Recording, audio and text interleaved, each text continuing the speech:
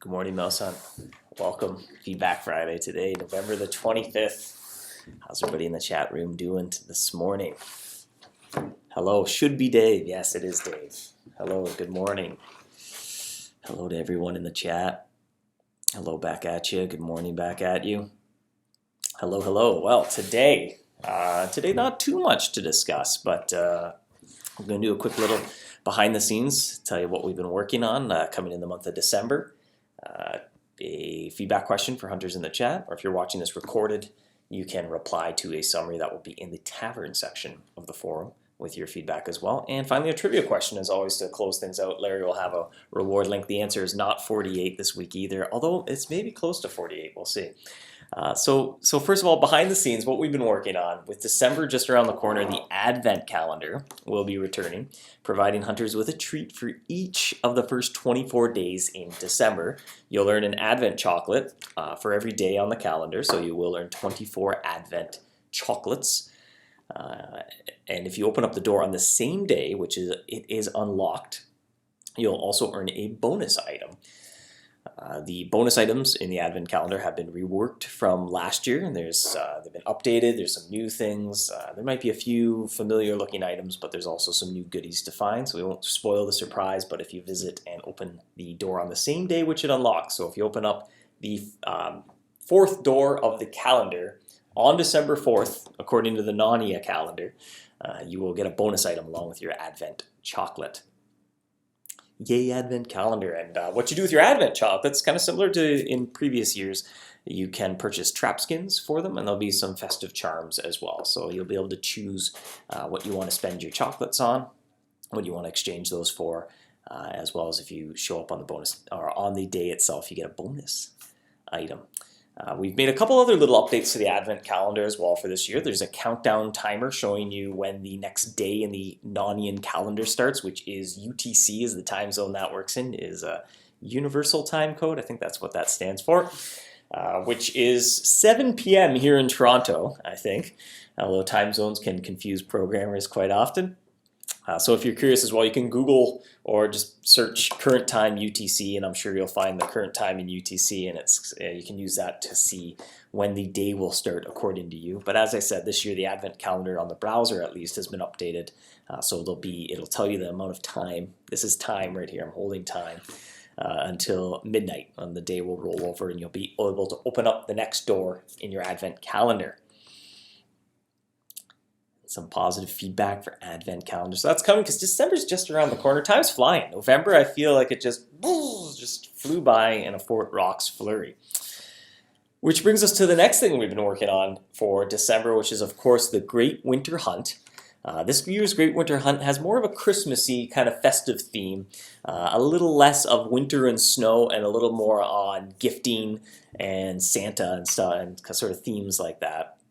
Hunters will be shipping gifts and spreading holiday joy before you take flight in a flying sleigh to transform the ground below you into a festive winter wonderland just brimming with lights and decorations. There's a whole lot of happiness and rainbows. Maybe not literal rainbows, but there's a whole lot of festive overload glowing lights and a lot of warm and fuzzy feelings in some of the artwork. And I think if you watched Jacob last week, I think he was working on some of the HUD elements, and you maybe saw lots of little festive lights and nice little scenes. They look pretty neat, and as it comes together, actually, it's looking pretty cool to watch that work.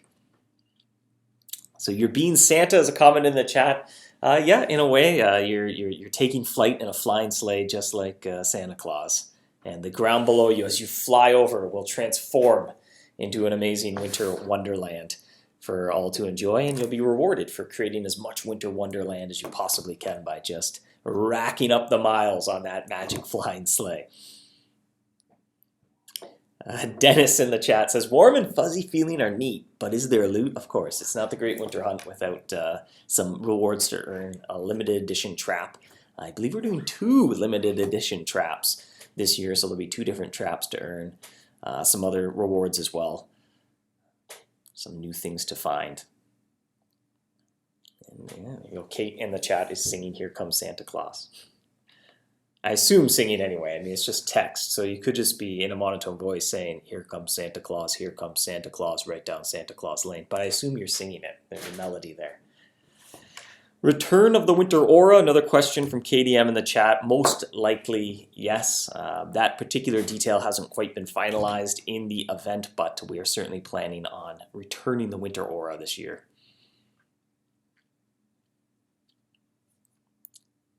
And Ryan in the chat has a friend in the King's Gauntlet that is struggling tremendously with getting potions to drop. That can be a mildly frustrating area, as those potions are hard to come by. Yay for the aura. Another comment from the chat. That was a nice little aura. You get the festive gift boxes, and that's going to be sort of the main way you get little goodies as you go along by getting those Winter Hunt boxes. Questions in the chat. Any hints on what type the new traps are? Little too early to go into too many specifics. We'll probably give a more in-depth sneak peek of the Great Winter Hunt in another Feedback Friday before the event starts. Maybe next week, if not the week after that.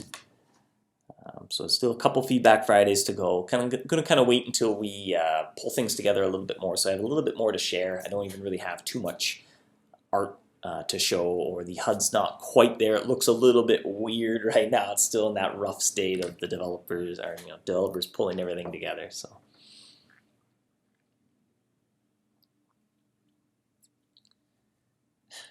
Dennis in the chat mentioning Franco is in the gauntlet, so if there are bugs, he will know first. Yeah. The potions can be a little bit streaky with any loot item that is kind of a little bit on the lower side when it comes to dropping, or even kind of anything below, getting too far below 50%. You start to get some pretty wild streaks where some people can go 10 hunts in a row and find something, and some people can go 10 hunts in a row and find nothing. So there's a standard deviation, I think, is the term to dictate how streaky some things can be, and the standard deviation would be wide in the King's Gauntlet, I think, anyway.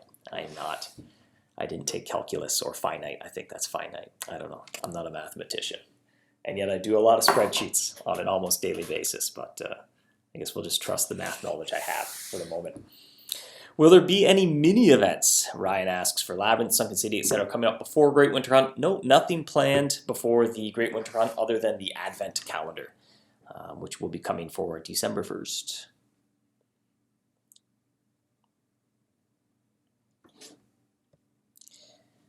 That brings us to the feedback question for hunters in the chat. It has to do with Fort Rocks. That was the last big exciting thing that came out. Still a lot of hunters in Fort Rocks. Let's check that out right now, actually. Over the last 7 days, 30% of hunters have taken a hunt in Fort Rocks. So 1 in 3 hunters are still working on defending Fort Rocks from the monster, the meteor. There's 18% of hunters have worked on the Labyrinth adventure, so they've been in the Labyrinth or Zocor. So it's still a few more hunters in Fort Rocks than Labyrinth, which is in second place. The Feroma Rift is in third, with 6% of hunters in the last week have hunted in the Feroma Rift. So lots of hunters in Fort Rocks. A question I have for hunters in the chat, and if you're watching this recorded, you can answer in the tavern section of the forum, is what do you think of the loot drop system for finding silver bolts and animatronic birds at Fort Rocks? So in similar vein to other areas in the game, you get to the end, there's this big bad mouse, and it'll drop something to help you build a cool trap. And we sort of always, every time we do that, we always get lots of feedback about how that should work, and we've sort of taken another stab at it, another approach. So there's lots of variety in ways of how the different areas work, and I want to know what you think of that system. If you haven't hunted there, kind of to quickly summarize, when you get to dawn, you can capture multiple monster of the meteors, depending on how much health you get there with remaining with your wall. And every hunt you get some dawn dust. So you'll slowly progress. Kind of, we took inspiration from Sand Dollars in Sunken City there, where you slowly progress towards being able to purchase an item from the shop using a item that you get a trickle of every time you go hunting for that big bad mouse. But if you're lucky, you can also just get the item as a loot drop. Now these are nowhere near as rare as maybe some of the other trap items in the game, which also means they're not worth quite as much as well. You probably notice on the marketplace that they're going down much quicker, and they're not going to be as valuable because there's more of them.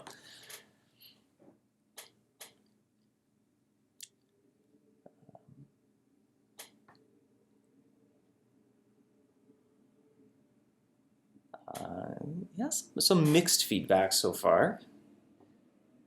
Some positive there that this should have been used in the warpath. That was a thought as well.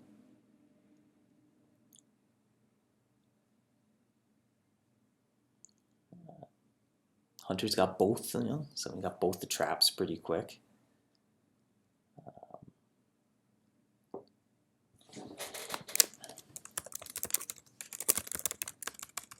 Write down some of these responses to post in the summary as well.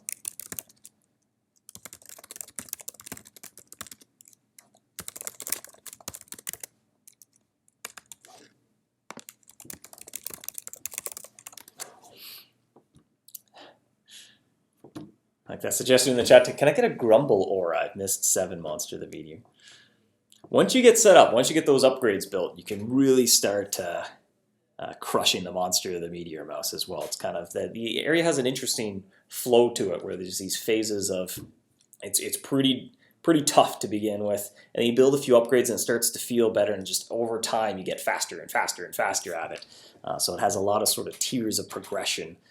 After you've been there a month or two, you can really start to go quick, especially once you build all your upgrades and you start using if you've earned train badges, you can start exchanging bloodstone for mana, and you can start exchanging howlite for meteorite pieces. So you can even get to a point with if you're using powerful traps, where as soon as you leave, you just rebuild your wall and you go straight back in. You barely need to hunt during day. So it takes a while to kind of build up to that moment.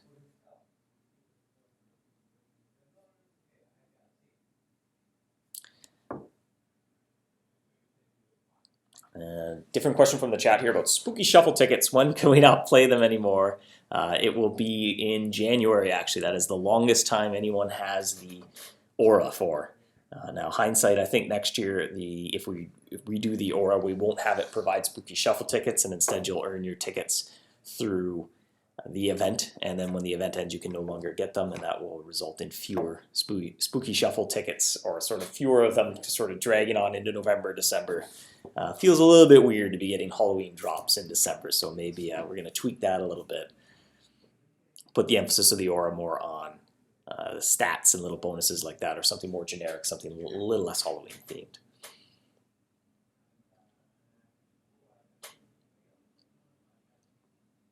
Yeah, I think the furthest anyone extended their Aura, I think it was maybe January 4th, January 14th.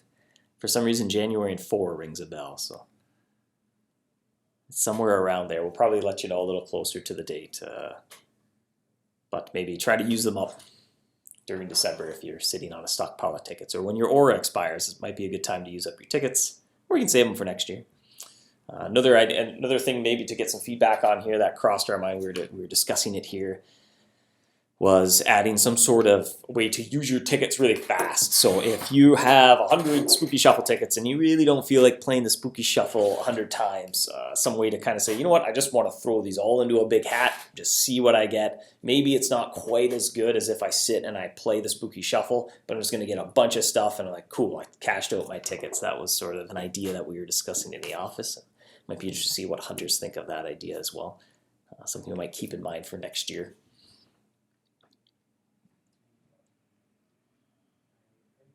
Yeah, a few positive responses to that. So that's something we'll keep in mind for next year as well. Maybe a second use for the tickets to let you use them up really quickly. It might be a little bit different. Maybe on average you don't get quite as many items by doing that technique, but there's a few jackpots. So you can kind of, test your luck a little bit, throw them all into the hat, see if you get the jackpot item. Otherwise, maybe you leave with only 3/4 of what you would have had if you sat and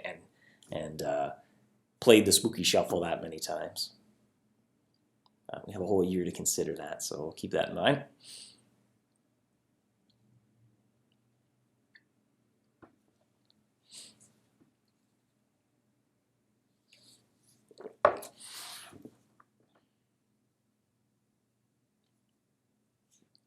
Question in the chat, what happens to the spooky flashlights?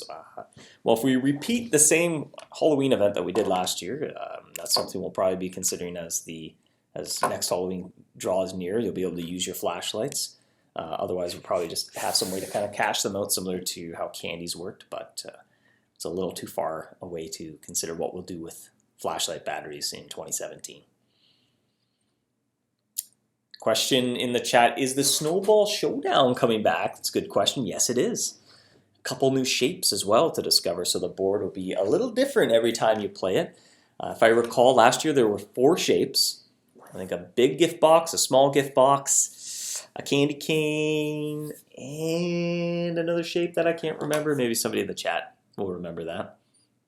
But this year added a 4-point star, kind of like a tree topper, and a Yule log, which for some reason we find humorous because it's just a straight line.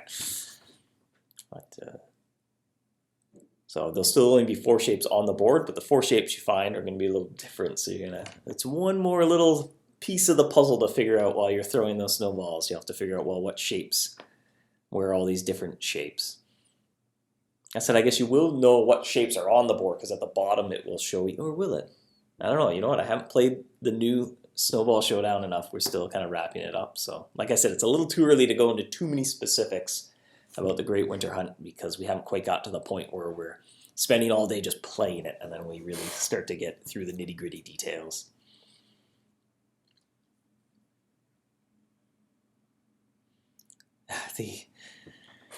Some hunters dreading the return of the free skiing mouse this year. Again, unless something changes, kind of grain of salt. We're talking about something that hasn't come out yet, but the free skiing mouse is going to have its power sort of adjusted a little bit. It's been weakened maybe by all the warmth of summer over the whole year, so it won't be quite as difficult to capture.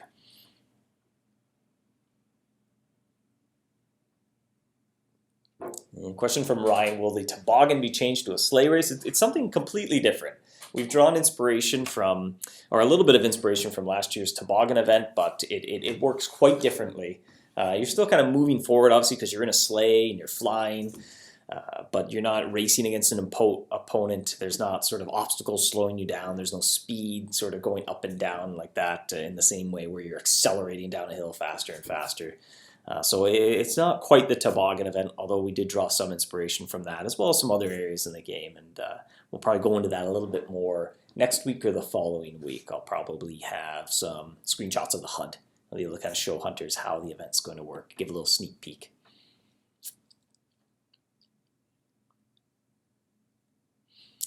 Yeah, so another interesting comments in the chat here, and that would have made a good feedback question as well. We can see what hunters think. There's been a few areas now, the free skiing mouse is what brought this up, where there's a mouse that's intentionally very difficult to catch, and the strategy is to avoid that mouse rather than try and capture it. So the Shadow Stalker is another example, resistant to all traps, and really, maybe you want to catch it once for collection purposes, and then after that, you want to use a type of cheese that just says, go away, mouse, I never want to see you again. We've used that a few times now, the Shadow Stalker, the free skiing mouse last year in the Great Winter Hunt. And now in Fort Rocks, the battering ram mouse is the same. It's if you're not using a moon or lunar type of cheese, moon or crescent, the battering ram comes out and just destroys your wall. So is that something that's, it's a unique challenge, or is, silvering it, obviously there's going to be a measure of prestige if you earn a silver crown for a mouse like that. But it's also, I don't know if it's particularly a fun challenge to take on either. It's quite painful to do.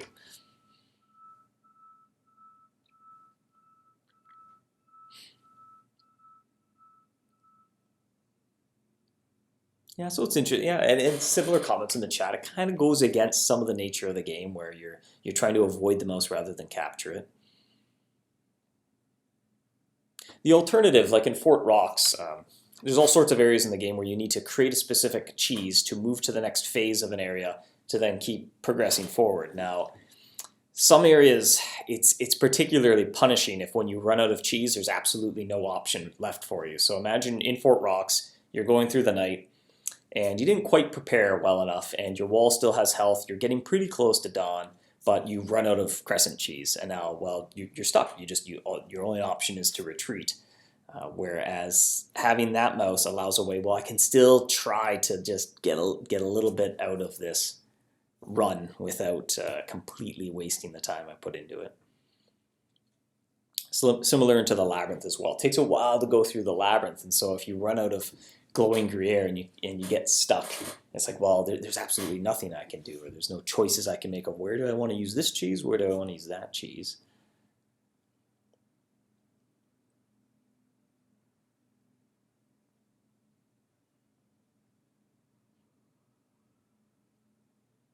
And it should come from the chat, well, maybe capturing the battering ram should at least not give a punishment. We ran into a problem there where the Fort Rocks was too easy because the upgrades would work against the battering ram. Now, an alternative, maybe the upgrades would not work against the battering ram mouse, but because it gives a good, around 50% chance to capture a mouse when you have the ballista, then the battering ram started to become quite negligible.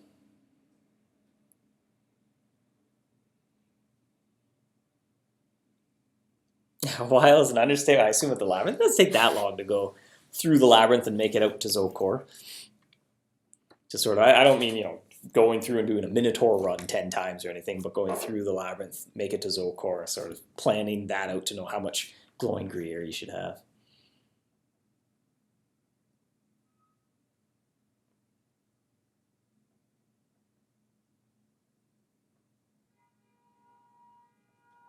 Oh, and some hunters point out in the chat, maybe the upgrades already don't work against the battering ram mouse. So that was interesting. I remember while we were playtesting it, it got to the point where like maybe I didn't need to use crescent cheese, and it kind of felt weird. It'd be like going into the pinnacle chamber and using Gouda and still progressing there. It was a little bit weird. So we're kind of fine tuning that. The battering ram mouse became that. But again, I think it's kind of a little bit mixed. I'm in a similar camp where I have mixed feelings about the battering ram mouse, about the shadow stalker. So it might be something we try to shy away from a little bit.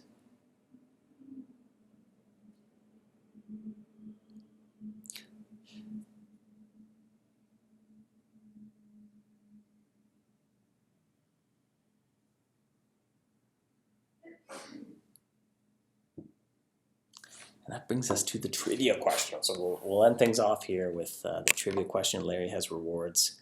And it has to do with the Great Winter Hunt.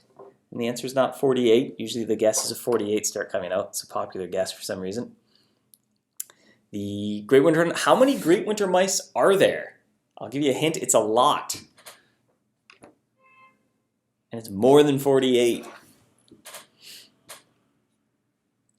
Yeah, still guesses of 48 coming through, but now 13, no, 23, 50. There we go. KDM is correct. There are 50, count them 50 Great Winter Hunt mice. I ran out of fingers when I was looking at the mouse page to count them on. I don't know. I got to 10 and then that was it. I ran out. I had to start using my toes and I ran out there. Yeah, that's a lot of mice. And there'll be more. There's more coming this year, so... The good news is, I think this is, I don't know if we did it last year, but there will be, no, you know what, there's a few non-event mice in the event this year still, just a tiny number of them. A couple of the dressed up ones are still in there, but there's so much, the event is pretty massive, there's lots of little zones and stuff to explore, so they're really kind of divided up nicely there thematically, so it'll be neat. Are we going to have a 1,000 mouse event? I don't know, it might be a while before we have 1,000 event mice. Can never have too many mice. It's the whole point of the game, collecting mice. More. But we can catch all 50. Yes, you can. All 50 are available. So get this reward link going here. Maybe should do this ahead of time, I think, maybe. My super creative, taking a screenshot of text. Put it on the screen. My video editing skills are just world renowned. Here we go.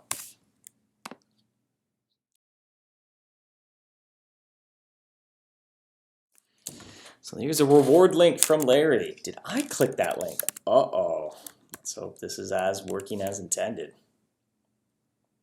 Don't think I tested this link. What's Larry has for me? Oh, thanks, Larry.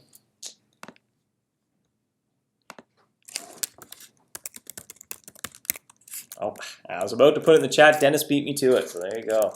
I'll reiterate anyway.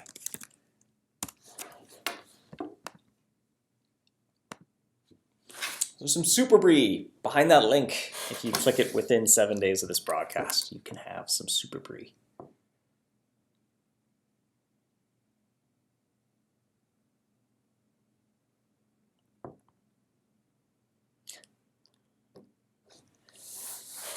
Thanks, Larry. Yes, thanks, Larry. Always generous, Larry, the friendly knight. Take a couple more questions from the chat. I'll wrap things up. See a question: will there be an event map? Right now, the naughty and the nice lists are planned to return, and you'll be able to pick those up from the cartographer. At least that's the plan at the moment. So there should be some event maps. There's certainly enough event mice to make event maps interesting. The puzzle box. Oh yes, of course. If you haven't noticed as well, maybe we should start with the announcement that puzzle trap blocks are dropping to celebrate the launch of the new chapter in MouseHunt Puzzle Trap of Whisker Woods. So they're dropping everywhere. All the mice in the game have a chance to drop them.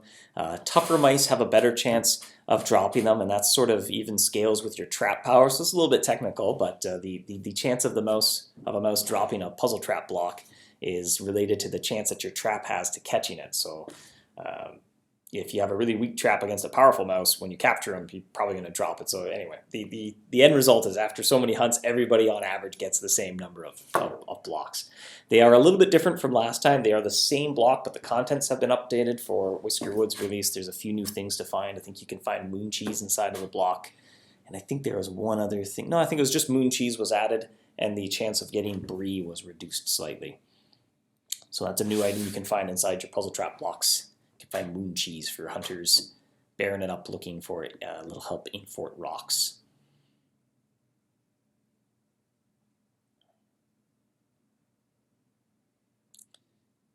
Yeah, someone mentioned in the chat you can get Ultimate Lucky Power Charm. Ooh, is that new or was that existing? I can't remember now. You can get Ultimate Luck, Ultimate Power. There's lots of good little things. You only get one thing. I think pretty well every time you pop it, you just get one item, but it's usually a pretty good little item. So after you pop quite a few blocks, you'll have a nice little stash of something tasty.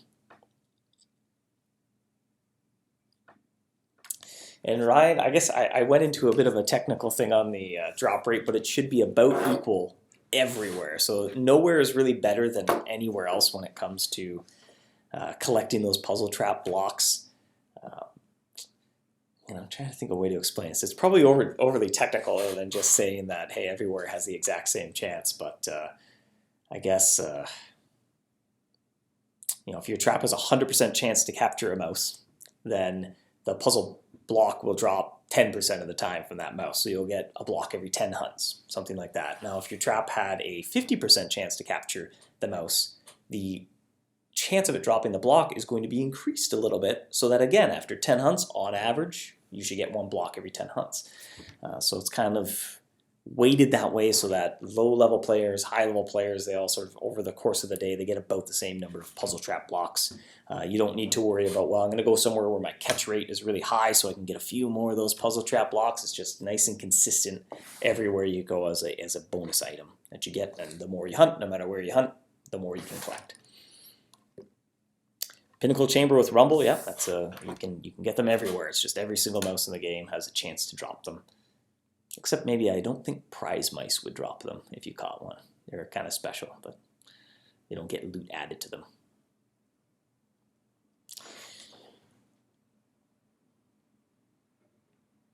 Yeah, and there's another question in the chat to clarify. Basically, no matter where we hunt, we'll get it. That is correct. I think there's a minimum title. I think you need to be initiate before they will start dropping, but no matter where you hunt in the game, the drop rates are all nice and even. And the more difficult mice will drop them a little bit more often, but over the course of the day, if person A, B, and C all take 40 hunts during the course of the day, person A, B, and C on average should have about the same number of puzzle trap blocks. So probably just confusing everyone now. But basically trying to say it doesn't matter where you hunt, you'll get about the same number on average per day. Some questions about ice bricks, ice coins, a whole lot of Great Winter Hunt items from previous years. Again, a little too early to say if we'll make use of anything. We're kind of phasing out event currencies though, so the ice coins will maybe make a disappearance. So if we do have a way to cash those out this year, it'd probably be in your best interest to cash them out, as if we did use them this year, the following year, well, we might not use them at all. So. And on that note, we will wrap everything up for Feedback Friday this week. We'll probably do a little bit more in-depth sneak peek at the Great Winter Hunt in a future Feedback Friday, either next week or the following week. Maybe if Jacob does next week, then the following week we can do a Great Winter Hunt sneak peek, and everything should be together a little bit more, so I'll have a little bit more to share, some art, a little sneak peek at a few of the traps and items, and a mouse or two maybe. So.